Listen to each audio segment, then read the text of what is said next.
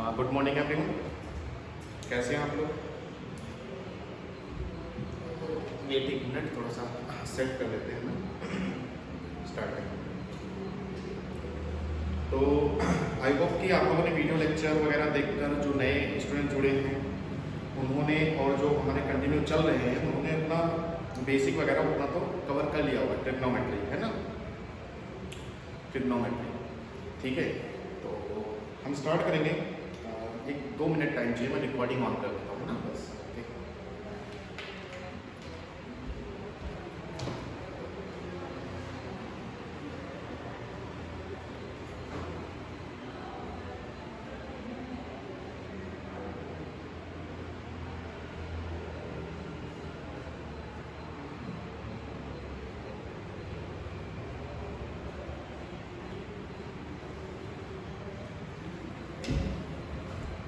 Okay, cool. Good morning, good morning, good morning. ठीक है, all set, start करेंगे।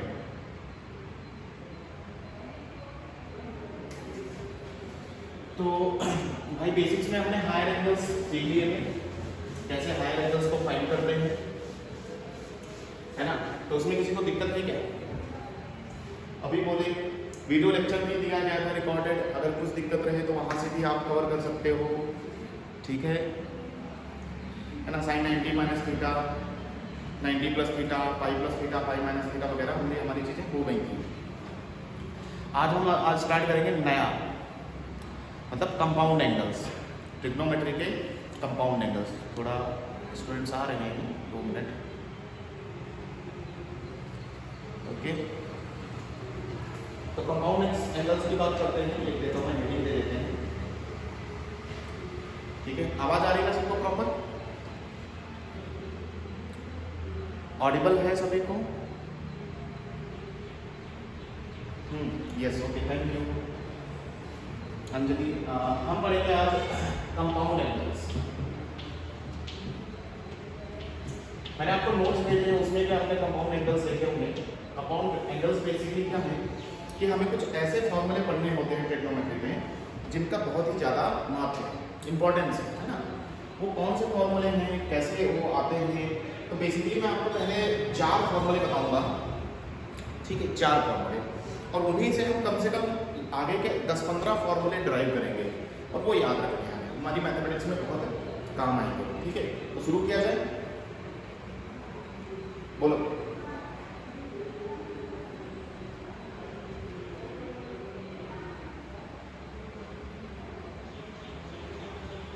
Okay, शुरू करते हैं कंपाउंड एंगल। सॉरी,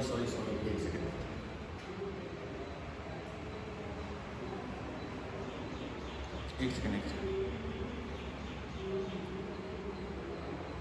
सॉरी, वो गलती से गिर गया। तो पहला फॉर्मूला आपको याद करना पड़ेगा। जैसे हो सकता है आपने याद की हो, बहुत लोगों ने, क्या आप लोगों ने a प्लस बी वाले फॉर्मूले याद किए हैं इससे पहले? Sine a minus B, cos a plus B, cos a minus B, ये 4 फॉर्मूले होते हैं। साइन कॉस का tan का भी होता है।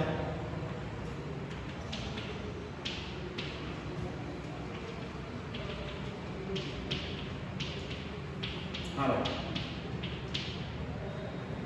कितने लोगों ने पढ़े हैं फॉर्मूले? इन्हें हम बोलते हैं कंपाउंड एंगल्स फॉर्मूला, है ना। बताओ कितने लोगों ने पढ़े?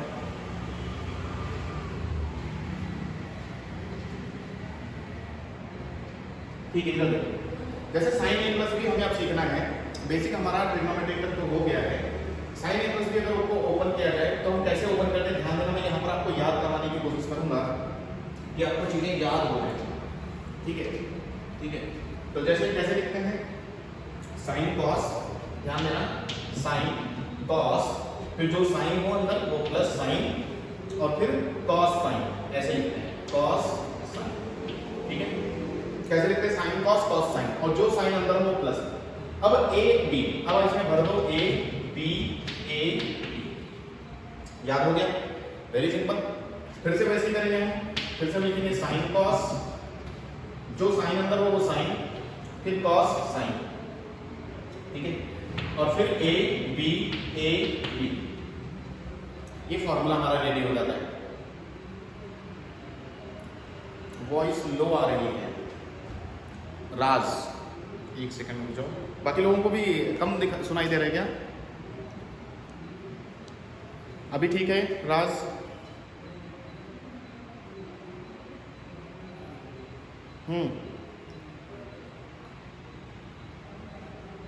विभावरी आवाज नहीं आ रही क्या?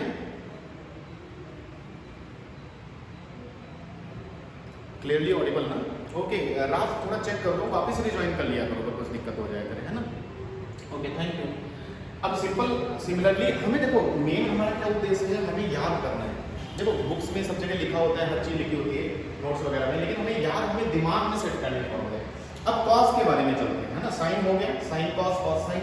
कॉस के बारे में चले तो कैसे चलता है? ये कॉस कॉस चलता है, कॉस कॉस, और फिर जो साइन है उसका अपोजिट, प्लस है तो माइनस, फिर साइन साइन, और फिर ए बी, समझ में आया? उसी प्रकार फिर से सेम, कॉस कॉस, साइन का अपोजिट, फिर साइन साइन, ठीक है, और फिर ए बी और ए बी। उसी प्रकार अब tan का चलते हैं, थोड़ा tan का डिफरेंट जाएगा तो वो याद करना पड़ेगा। देखो कैसे जाता है, tan का लिखते हैं tan A plus tan B, मतलब पॉजिटिव साइन है तो positive sine tan of A tan of B divide by 1 minus, यहां प्लस है तो यहां minus tan A into tan B। Clear है सबको? उसी प्रकार अगर हम इसका फॉर्मूला देखेंगे, है ना, tan A माइनस B का तो कैसा आएगा? सेम तरीका, बस साइन चेंज हो जाएंगे, tan A minus tan B upon 1 plus tan A tan B। कितने लोगों को ये फॉर्मूले याद हो गए? याद हो गए? लिखते ही याद होने जाने चाहिए। कितने लोगों को याद हो गए? ठीक है, अगर याद हो गए यहाँ तक तो हम अब आगे इन्हीं फॉर्मूलों की मदद से, हमने कितने फॉर्मूले याद किए? सेट ए बोल देते हैं इसको, सेट ए, फॉर्मूला सेट ए, ठीक है, 1 2 3 4 5 6, तो इसका मतलब 6 फॉर्मूले हमारे किसमें होते हैं? ठीक है, ये बेसिक कंपाउंड एंगल्स होते हैं। इनकी मदद से हम अब आगे के फॉर्मूले ड्राइव करेंगे। जैसे कैसे ड्राइव करेंगे? अब देखो लोगों ने यहाँ तक तो फॉर्मूले समझ लिए पहले, ठीक है, ऐसे ऐसे ओपन करेंगे, फिर अगर कॉपी हो गया तो मैं आगे मिटाता हूं, मिटा दूं। फिर लोगों के दिमाग में आया, ठीक है, क्या दिमाग में आया? दिमाग में आया कि हम इसमें थोड़ा कुछ खुराफात करते हैं, है ना, मैथमेटिशियन ऐसे ही होते हैं। बट ये डिराइव कैसे हुए? इसके पीछे, डिराइव के पीछे थोड़ा ज़्यादा मैथमेटिक्स है ना, जानने की जरूरत नहीं होती है। देखो बहुत चीज़ें ऐसी हैं कि हमें जानने की ज़्यादा जरूरत नहीं है। ड्राइव कैसे हुए हैं, मैं ड्राइव डेरिवेशन अगर आपको बताऊंगा तो हमारा लगभग बहुत टाइम चला जाएगा, है ना, इसलिए बुक्स वाले भी नहीं लिखते। हम क्या करते हैं, डायरेक्ट याद कर लेते हैं कुछ फॉर्मूले, ठीक है, डेरिवेशन के चक्कर में मत पड़ो, ठीक है। अच्छा, अब ये फॉर्मूले समझ में आ गए तो ठीक है, वापिस चलते हैं हम सेट 2 पर। तो आप लिखो सेट 2, फॉर्मूला नंबर सेट 2।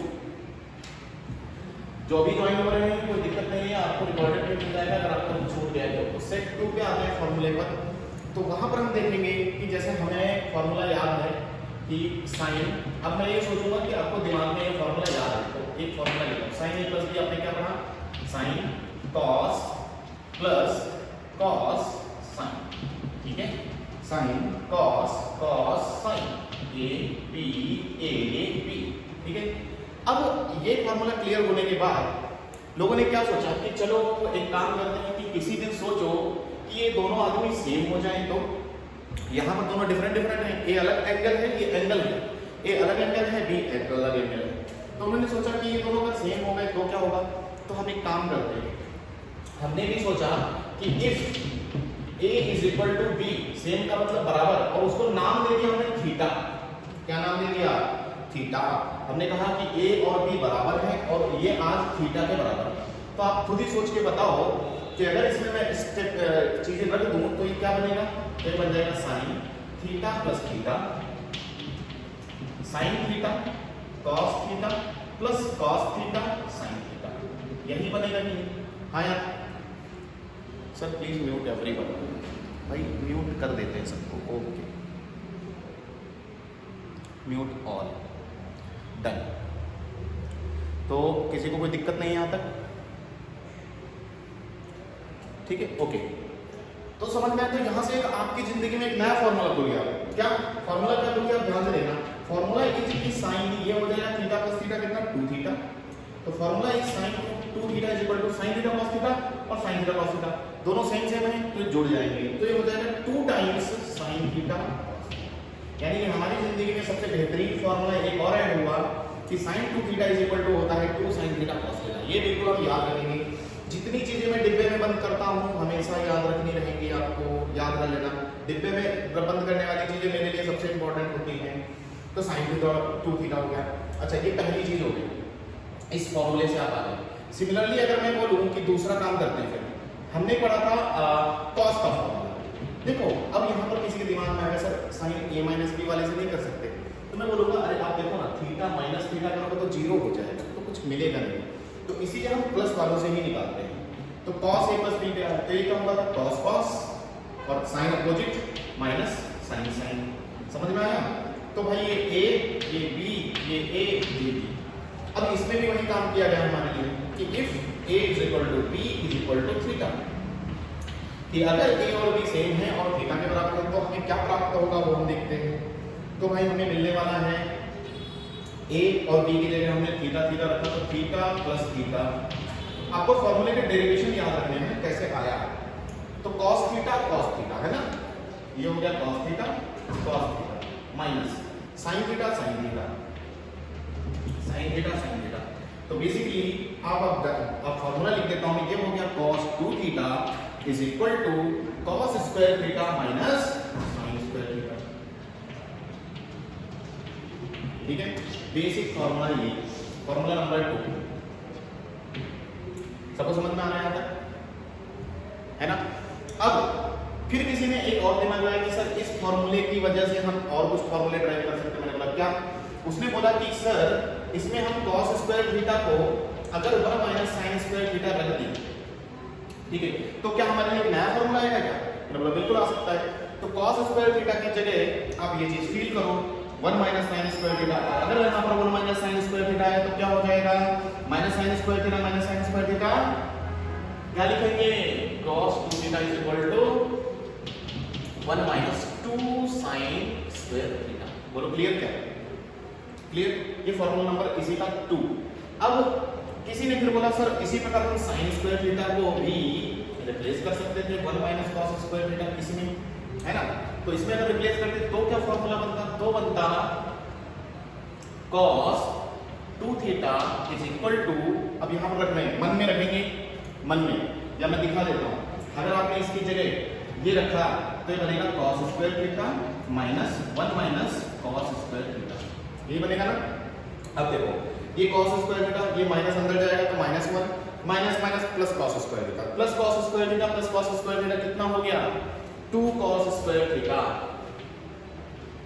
और फिर माइनस 1। इसका मतलब सर ये 3 फॉर्मूले निकले, 1 2 3, यानी कि सर cos 2 थीटा के 3 फॉर्मूले हैं। हमने बोला बिल्कुल, वैसे तो जनरली देखा जाए तो एक ही है, लेकिन इसी से ये 2 फॉर्मूले और याद रखने हैं।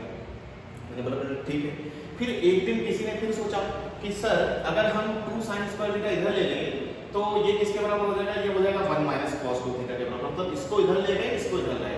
तो फिर यहाँ से और 2 फॉर्मूले बनते हैं जो हमें डायरेक्ट याद रखने पड़ेंगे कि 1 minus cos 2 theta is equivalent to 2 sine square theta.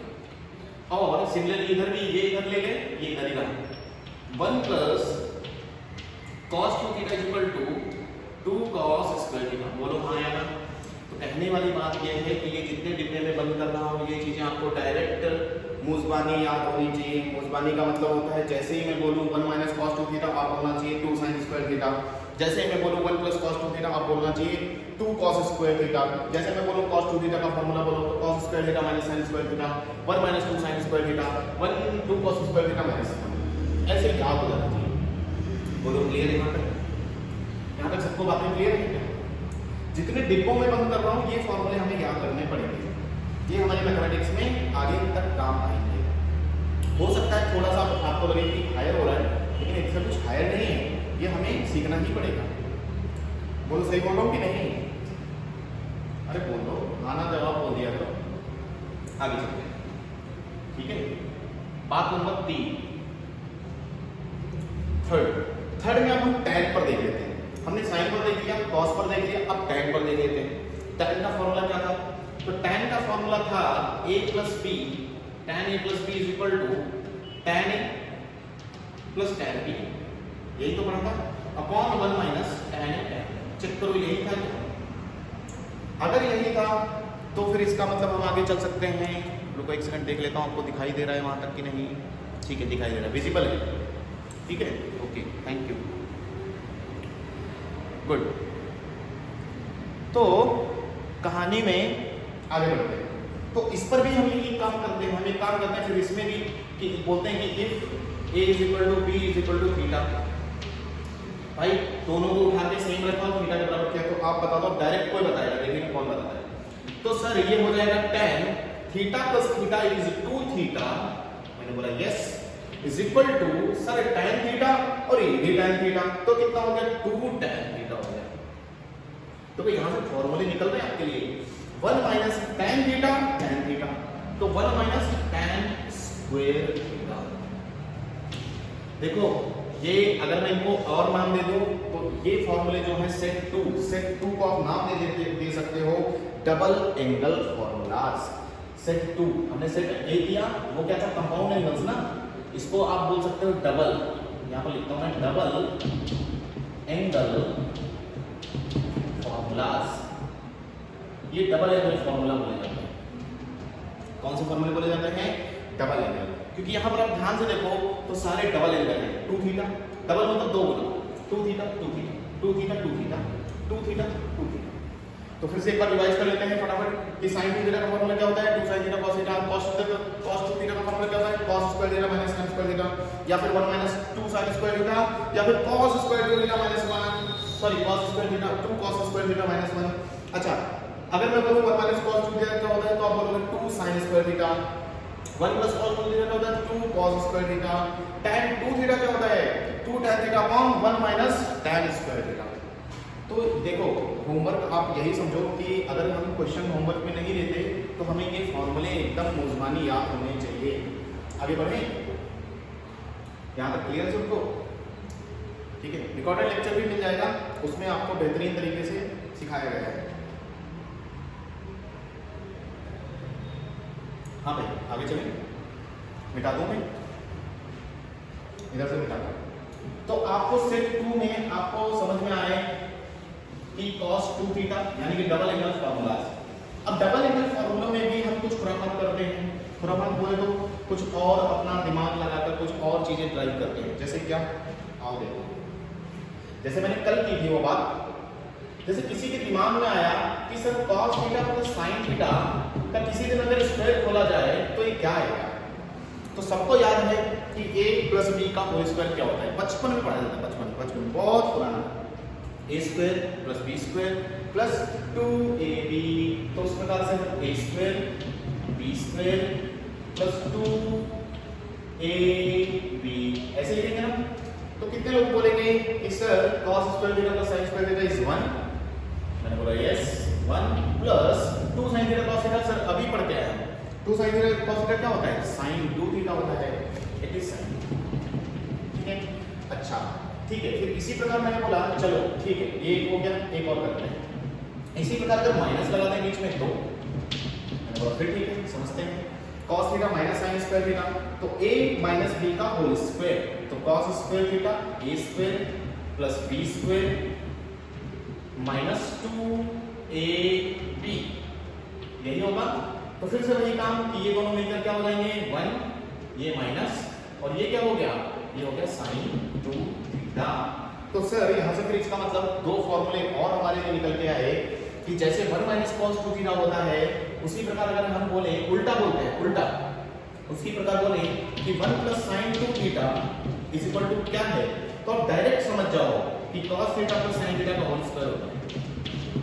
ठीक है, अगर बोला जाए 1 माइनस sin 2 थीटा तो डायरेक्ट समझ जाओ it is cos theta minus sin theta.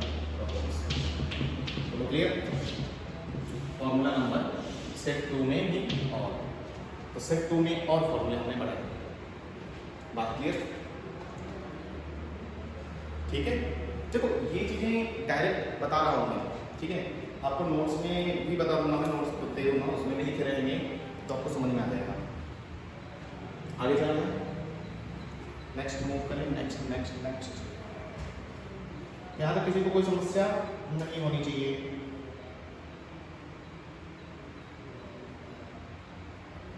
ठीक है, आगे चलें।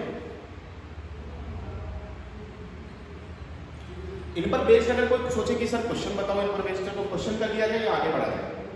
बताओ, क्वेश्चन बताओ इन पर बेस्ड, है ना, थोड़ा थोड़ा क्वेश्चन भी करते चलते हैं। तो जैसे क्वेश्चन कैसा आएगा आप सोचो, क्वेश्चन ऐसा आएगा कि अगर मैं पूछे कोई आपसे कि चलो तुमने 30 डिग्री ये अपना 30 डिग्री से लेकर आपने 90 डिग्री तक बताया, उसके आगे भी एंगल आपने निकालने सीखे, लेकिन जानबूझकर क्वेश्चन वाले, जैसे मान लो क्वेश्चन है फाइंड वैल्यूज ऑफ फॉलोइंग,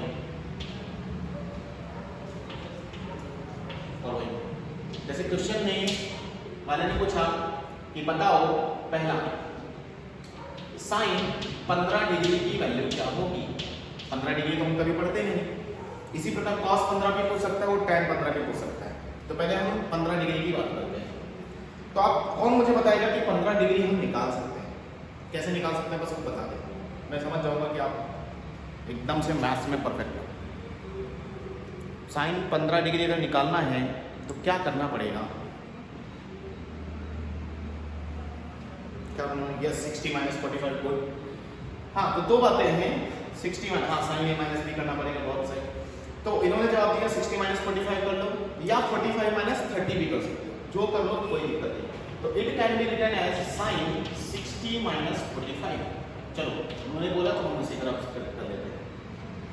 तो सर अब ये फॉर्मूला कौन सा हो गया? साइन ए माइनस बी जैसा। तो साइन ए माइनस बी जैसा फॉर्मूला मन ही मन में आपको याद रखना है। मन ही मन में कैसे याद रखना है? हम सब साइन वाला कैसे लिखते थे? साइन कॉस, ऐसे लिखेंगे साइन कॉस, फिर जो साइन होता था वो साइन, फिर कॉस और साइन, ऐसे लिखते थे, बीच में एंगल भर देते थे। तो ये 60, ये 45, ये 60, ये 45। ठीक है, क्लियर सबको? अब सभी को तो वैल्यूज याद है, तो सभी वैल्यूज अगर भर दें तो अगर आप साथ साथ मेरे आप नोट कर रहे हो अपनी बुक में तो आप फटाफट बदल सकते हो। साइन 60 इज √3/2, cos 45 इज 1/√2, सबको वैल्यूज याद होनी चाहिए। cos 60 is 1/2 and sin 45 is 1/2। तो फाइनली ओवरऑल आप देखो तो 2√2 एलसीएम इज सेम, तो ऊपर वाले लोग तुरंत जुड़ जाएंगे, तो √3 - 1/2। बात क्लियर? तो ये आ गया sin 15 डिग्री का वैल्यू। तो कितने लोग सोच रहे हैं कि अब होमवर्क उनको मिलने वाला है? क्या होमवर्क है? यही कि यही होमवर्क है आपका, या आप ट्राई करोगे find tan 15, find values of tan 15 degree and cos 15 degree निकाल लोगे? हाँ ना बोल दो, फिर मैं आगे चल देता हूँ। tan 15 degree and cos 15 degree similar way में आप निकाल लोगे? यस और नो? Yes Anjali, yes. बाकी बहुत सारे बच्चे, बाकी लोग बोलते ही नहीं। चैट का ऑप्शन है उधर, हाँ ना में जवाब देना चाहिए, देना चाहिए नहीं देना चाहिए? देना चाहिए, ठीक है। चलो yes yes, good good good good good. अब इसी प्रकार दूसरे पर आ जाते हैं, दूसरा क्वेश्चन इसी में लेते हैं कि दूसरा कि फाइंड वैल्यू, वो क्वेश्चन सेम है, सेकंड इज साइन 75 पर चलते हैं। यानी कि हम यहाँ से ये देख पा रहे हैं कि 15 डिग्री और 75 डिग्री के एंगल हम आराम से निकाल सकते हैं। तो 75 डिग्री का कैसे निकालेंगे? 75 डिग्री। अब कैसे तोड़ेंगे? अब बिल्कुल फिर से सेम। सर इस बार 60 माइनस 45 किया तो आप जोड़ेंगे तो 60 माइनस 45 तो कर नहीं सकते, तो क्या करेंगे? 30 प्लस 45। क्या करेंगे? 30 प्लस 45। तो साइन 45 डिग्री प्लस 30 डिग्री जोड़ दें तो क्या 75 होता है क्या? यस, 75 होता है। तो फिर से फॉर्मूला ओपन कर देंगे, साइन का फॉर्मूला यहाँ प्लस है, तो साइन कॉस प्लस साइन, जो साइन वो साइन, और कॉस और साइन बीच में आप भर दो। ये 45, ये 30 ये 45, ये 30, ठीक है। वैल्यू सबको आती है तो sin 45 is 1/√2, cos 30 is √3/2 plus cos 45 is 1/√2। इसलिए भाई एक चीज समझ लो कि सब लोग क्या समझ रहे हैं कि आपको एंगल्स याद होने चाहिए, 90 तक तो बिल्कुल जुबान पे रटे होने चाहिए। √3 + 1/2, बोलो क्लियर? तो यानी कि फिर से होमवर्क मिलने वाला है। क्या होमवर्क है? कौन बोलेगा क्या होमवर्क है? tan find also find value of tan 75 degree and cos 75 degree। समझ में आ गया? यहाँ तक क्लियर? सबको निकाल लोगे tan 75 degree and cos 75 degree. Yes, okay, आगे बढ़े। चलो, तो बेसिक थोड़े थोड़े क्वेश्चन भी बीच में करते रहना चाहिए ना, कि सिर्फ पढ़ते रहे क्वेश्चन ही ना करें तो मैथ्स कभी आएगा ही नहीं, तो इसलिए क्वेश्चन भी करना चाहिए। चलो आगे चलते हैं। ठीक है, तो यहाँ तक बात हो गई। सेट 3 पे चला, set number 3, formula set number 3, set number 3 पर आते हैं। सेट 3, ठीक है, सेट 3 पर आए तो फिर से मैं एक काम करता हूँ, फटाफट सबको फॉर्मूले याद है, मुझे बताएंगे सब लोग। sin a + b, फिर से revision, sin a - b, cos a + b and cos a - b। देखो मैं आपको शॉर्टकट में सारे फॉर्मूले, बहुत सारे फॉर्मूले याद करवाना चाहता हूँ, जैसे जो कि आपको ट्रिग्नोमेट्री में, इवन जेई में ऐसे क्वेश्चंस पर डायरेक्ट क्वेश्चन पूछे जाते हैं कि वो ये सोचते हैं कि आपको ये डायरेक्ट चीजें आती हैं कि नहीं आती, बस इतना है। इसीलिए ये चीजें हमें डायरेक्ट मैं करवा रहा हूँ, है ना। भले ही हमारा बेसिक चल रहा है, लेकिन फिर भी कहीं ना कहीं ये चीजें आपको कल को IIT JEE जब मैथमेटिक्स आप पढ़ोगे तब आपको याद आएगा कि नहीं सही बात है, हमने जो बहुत पहले पढ़ा था वो आज हमें यूज हो रहा है, ठीक है।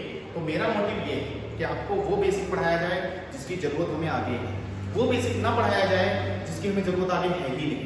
समझ रहे हो ना? तो उतना हमें बेसिक कवर करना है, ठीक है। तो जैसे फटाफट अगर बोला जाए तो sin a + b मैं फटाफट लिखूंगा, आप मेरे साथ लिखोगे sin cos + cos sin, ठीक है। ये क्या sin cos sin, ठीक है, माइनस ये क्या cos sin, ठीक है। ये क्या cos sin, ठीक है। ये याद करने का तरीका है, आप याद कर सकते हो। बीच में क्या बनना है? a b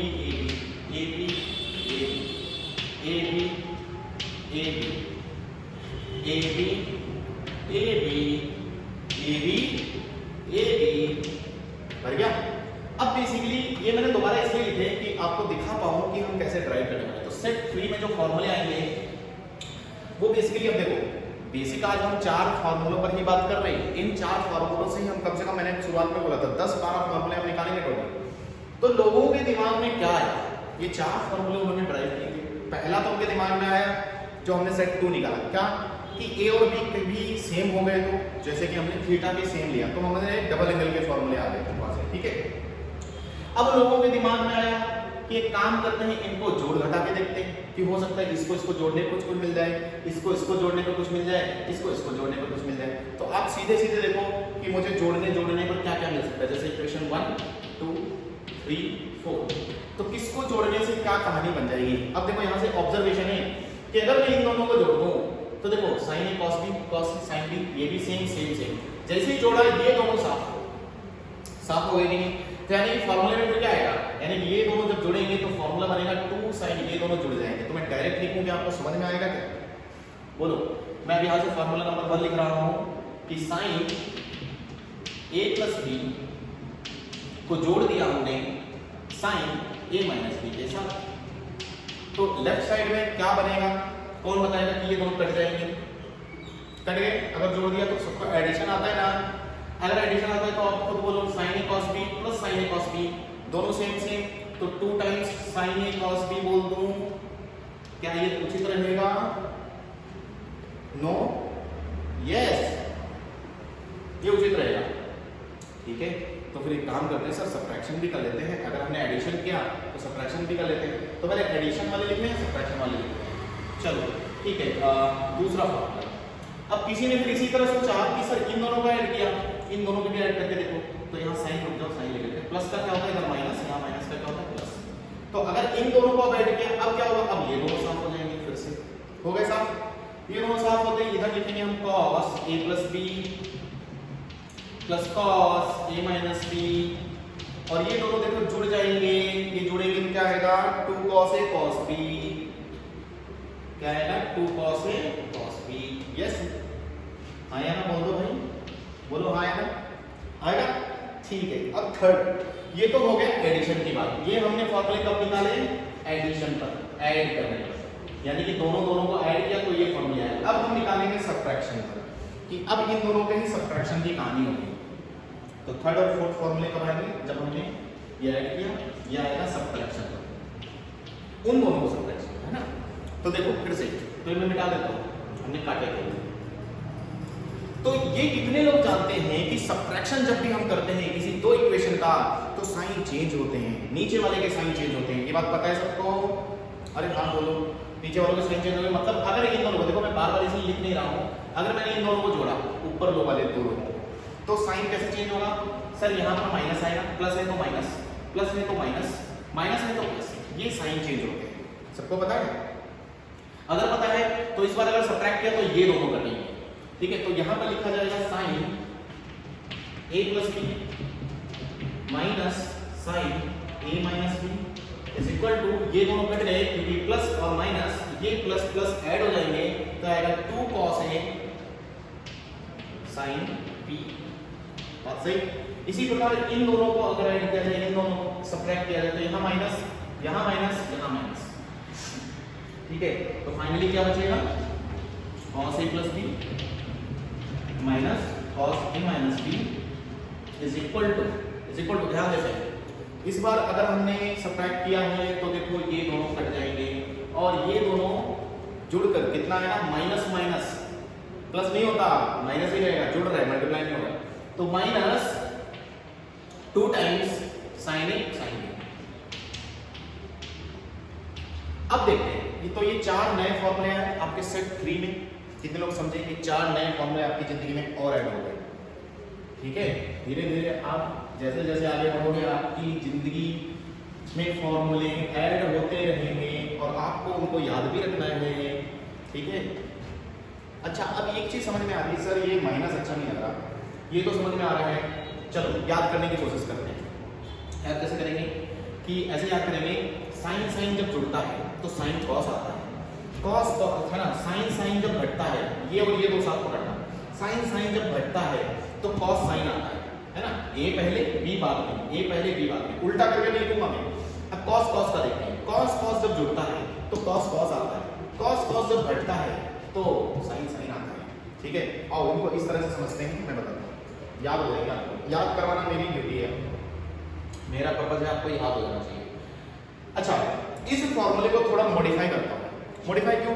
क्योंकि सर ये अच्छा नहीं लग रहा, माइनस ही अच्छा नहीं लग रहा, तो माइनस को एक काम कर देंगे, माइनस को उठा के इधर फेंक दें, इसको दे दें माइनस, इसको अगर माइनस दिया तो ये फॉर्मूला स्पेशली फोर्थ फॉर्मूला थोड़ा सा चेंज हो जाता है, it is cos a minus b पहले आ जाएगा, ठीक है, पलट जाएंगे और minus cos a plus b, और इधर आप पॉजिटिव साइन ले सकते हैं हम, 2 sin a sin b, ठीक है, 2 sin a sin b। तो ये आपके फॉर्मूले हैं। तो अगर फटाफट इन फॉर्मूलों को देखा जाए तो 1 मिनट हम उल्टा करके लिखते हैं फॉर्मूले, है ना, इसी सेट में चल रहे हैं, ये तो आपको याद ही करने हैं, इसी सेट में उल्टा करके कैसे सर, कि मान लो 2 sin a cos b, 2 cos a sin b, 2 cos cos, 2 cos cos, 2 sin sin, दिख रहा है क्या यहाँ पर? यहाँ पर दिख रहा है सबको? 1 मिनट चेक कर लेते हैं। रनिंग आउट ऑफ, अरे ये बोर्ड नहीं दिख रहा क्या? एक सेकंड मैं मोड़ता हूँ। नो सर, कोई बात नहीं, रुक जाओ, दिखेगा, एक सेकंड मुझे सेट करने दो। यहाँ तक तो दिख रहा था, ये कैमरा अच्छा आगे आ गया था, मेरा पैर लग गया था कैमरे में, ठीक है। अब दिख रहा है आपको पूरा बोर्ड, सब now visible, okay, thank you Anjali.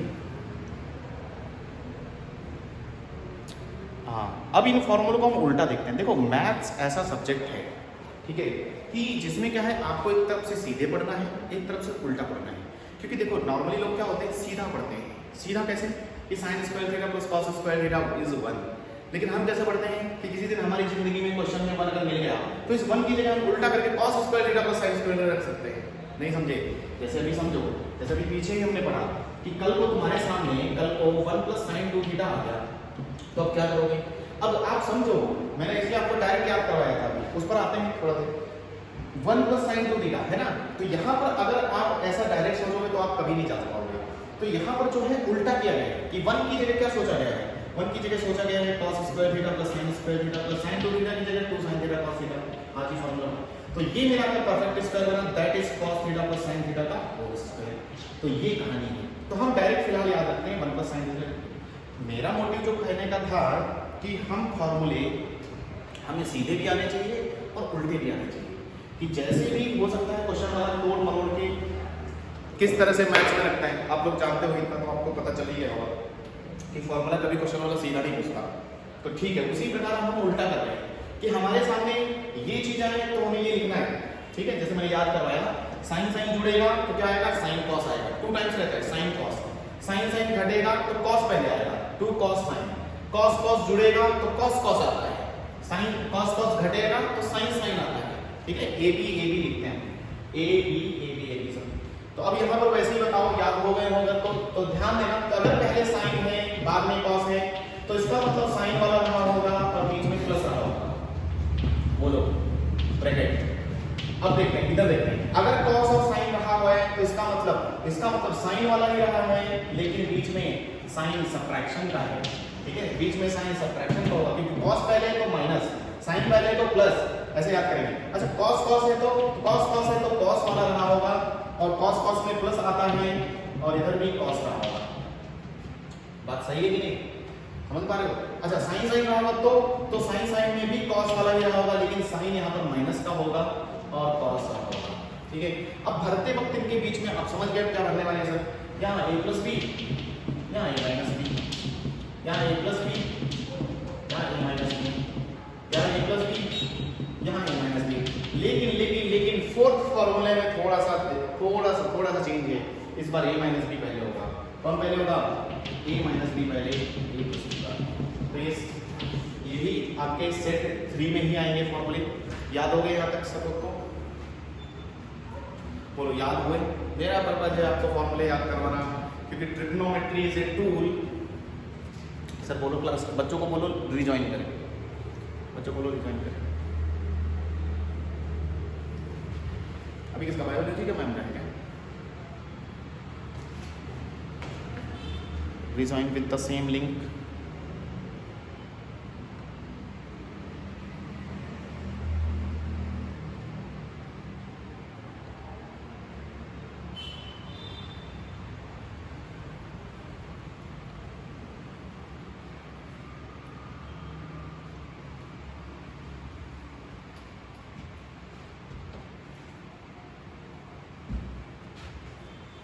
बोल दिया? ओके। सर ने मैसेज किया होगा आपको, rejoin with the same link, तो फटाफट आ जाओ। थोड़ी बात रह गई, बस आज लेक्चर क्लोज करेंगे। मैं आपको रिकॉर्डेड भेज दूंगा।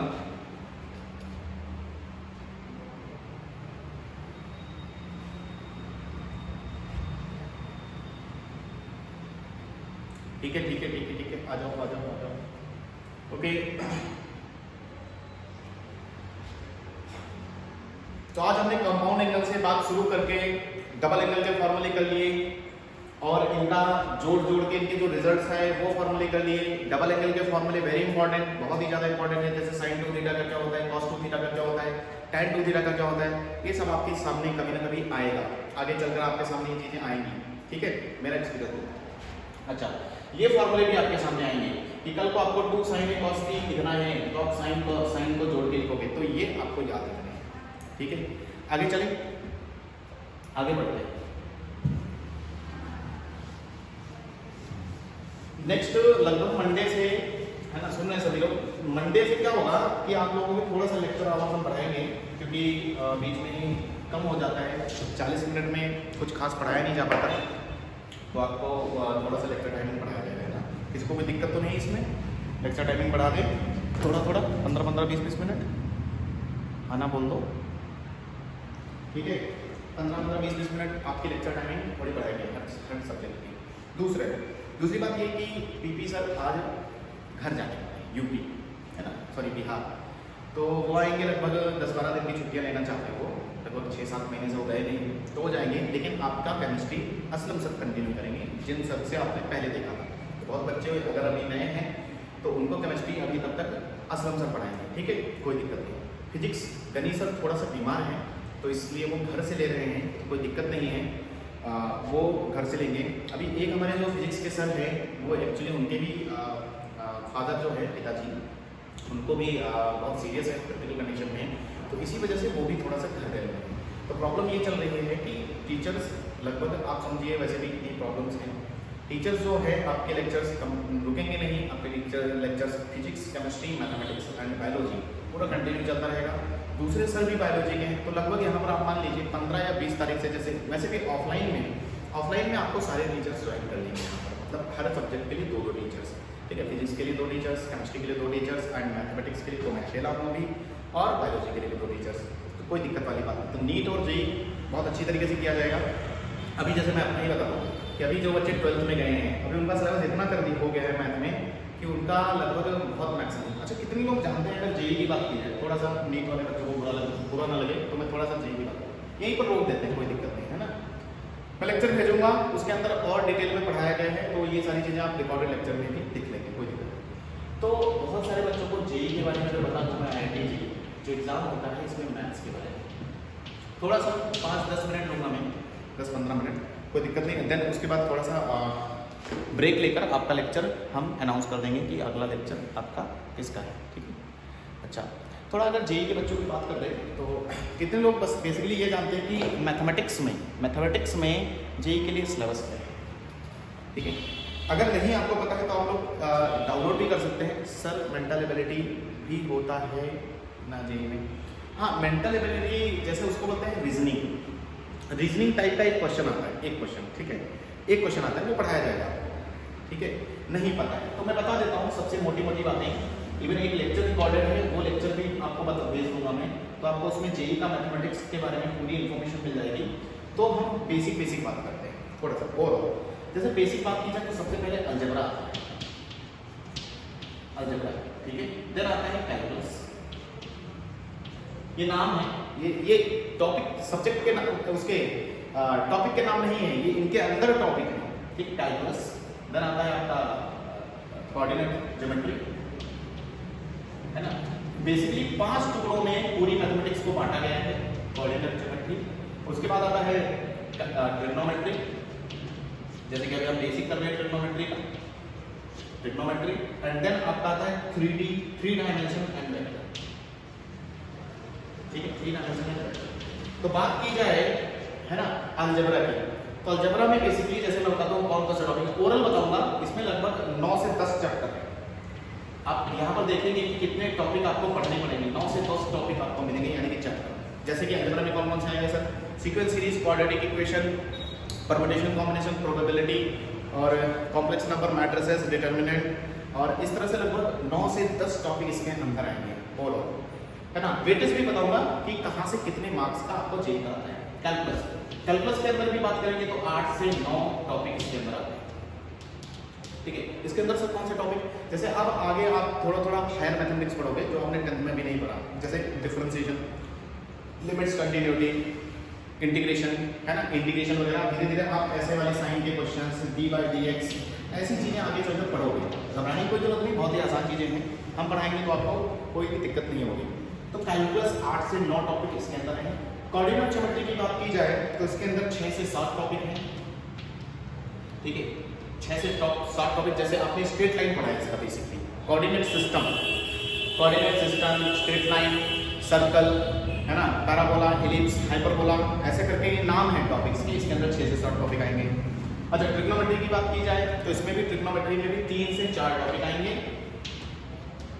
जिसमें कि हम फेज वाइज बोलते हैं, जैसे ट्रिग्नोमेट्री फेज 1, ट्रिग्नोमेट्री फेज 2, है ना। अच्छा, म्यूट कर देते हैं, 1 मिनट, सुनाई नहीं दे रहा। ट्रिग्नोमेट्री फेज 1, ट्रिग्नोमेट्री फेज 2, इस तरह से आपको ट्रिग्नोमेट्री आएगा, इनवर्स ट्रिग्नोमेट्री आएगा। तो 3 से 4 टॉपिक इसके अंदर आएंगे और ये टॉपिक अपने ही आप में यहाँ से हर टॉपिक से आप मान लो एक एक क्वेश्चन तो आता है, ठीक है। तो अभी मैं लेक्चर भी भेजूंगा, इस पर मैंने पूरा एक लेक्चर भी बनाया था मैथमेटिक्स पे, वो भी भेजूंगा। और 3 डायमेंशन की बात की जाए तो यहाँ पर 3 टॉपिक रहते हैं, जिसमें एक वेक्टर रहता है और 3 डायमेंशन के अंदर लाइन और प्लेन रहता है।